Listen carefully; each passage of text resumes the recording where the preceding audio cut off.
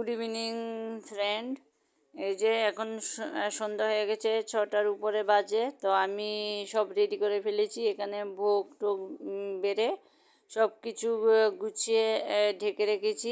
একটু পরে ওরা এসেই পড়বে, যারা কীর্তন করবে। বাবার ফটোটা একটু তেস্তা করে দিতে। যেহেতু আমি সত্যনারায়ণটা দিয়ে ফেলেছি, এখন আর সত্যনারায়ণ হবে না, এখন শুধু কীর্তন করবে তারা। তো এসে পড়ছে, ওই দিক দিয়ে খিচুড়ি রান্না হচ্ছে। তো আমি সেটা উঠাইনি, কারণ এদিকে সেদিকে মিলে আমি ভুলে গেছিলাম। তো এখন এসে পড়বে, ওরা এসেও গেছে। আর এই যে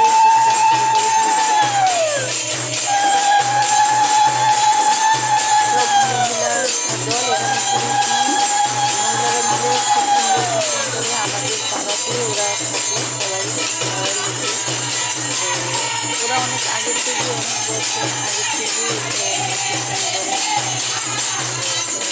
যেটা বলবে সেটাই সত্যনারায়ণ করে, এমনিতেই কীর্তন করে, ওদেরকে সবাই ডাকে। তো ওরা ওদেরকে কীর্তন করালে মন খুলে সবাই এখানে বসতে পারবে, কেউ লজ্জা লজ্জা করবে না, কারণ পুরুষ লোক নেই এখানে।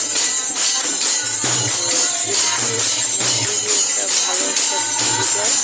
আর মহিলারা এভাবে কাজ করে, বাড়ির কাজকর্ম করে সব কিছু সেরে তারপর আবার বিকেলের সময়টা বের করে কীর্তন করা ধরে নইলেই ভুল বাজাচ্ছে, হারমোনিয়ামও বাজাতে পারে।